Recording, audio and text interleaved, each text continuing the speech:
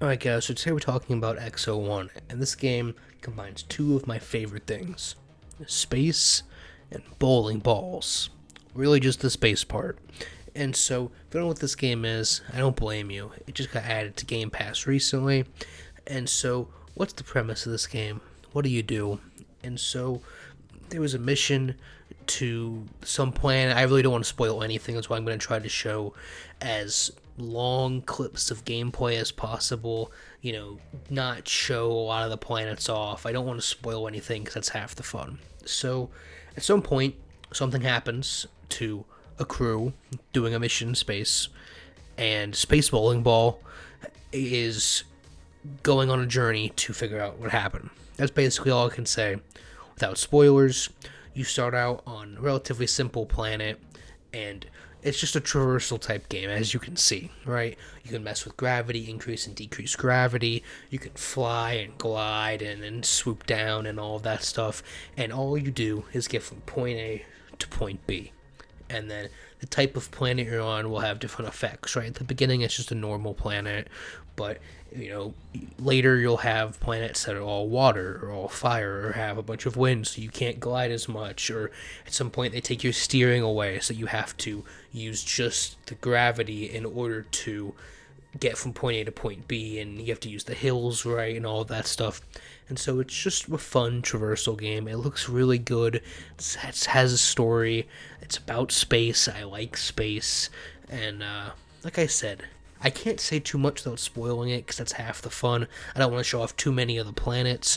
But like I said, you see that blue beam off in the distance. You get from point A to point B, and then you get to a new planet, and you repeat over and over and over and over.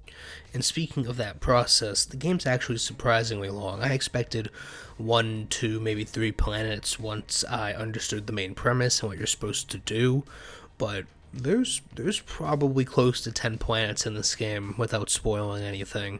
And again, some of them are a lot better than others. And something this game does do that might annoy you is it gives you absolutely no instructions. So when you start, it doesn't tell you that you need to go to this blue beam of light. It tells you, I believe, how to turn the gravity on and off, how to glide, and how to dive. And I believe that's it. It tells you how to move, essentially. And the rest is up to you to figure out. The fact that there's power-ups that you can get to increase the time you can glide and all of that stuff, and then the strength of your glide, and that you need to get to the blue light at all, that's all up to you to figure out how to get there. Again, that's all up to you.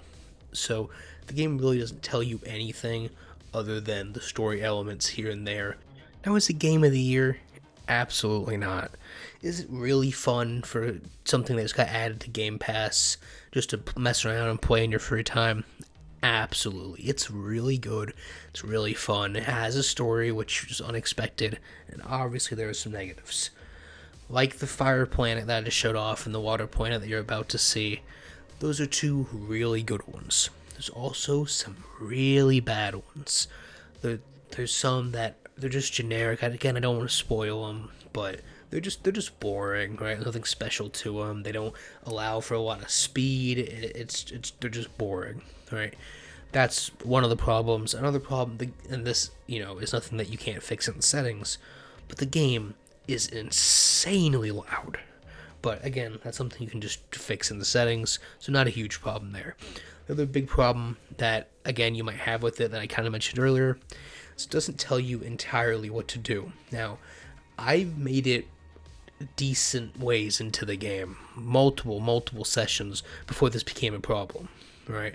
But eventually I did have the problem of thinking I was going the right way, traversing for 10-15 minutes, and then eventually if you go the wrong way for long enough, the map does turn you around and say, hey, you're going the wrong way, and point you in the right direction.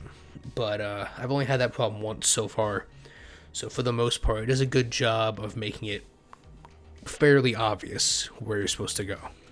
One final thing I want to touch on before wrapping up, the game does really well, is the perception of speed. Right, so it does 2 things, really 3, that really sell the speed, and for me, the entire fun of the game. Alright, so one is the camera. It'll pull the camera further back going faster and closer and going slower. That's not anything unique. It's been done before a million times. It's just something that helps. It has a lot of effects, especially when you get up into the clouds or when you break the sound barrier. That all looks really good, along with the sound design is really well done. Like I said, when breaking the sound barrier and going up through clouds and diving and crashing, flying through the air, it's all done really well.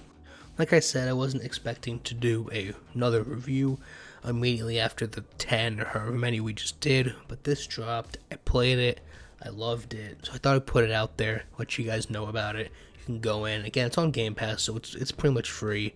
Go check it out, enjoy it, and I don't know what the next video is going to be. We're going to try to get away from reviews for now, just because we've done so many, and I know we got Halo coming up in a couple weeks, but for now, I want to kind of relax. Maybe we do some clip videos, some more relaxed content, and then we'll get back to the reviews once Halo and Dying Light and all that come out at the end of this year, the beginning of next year.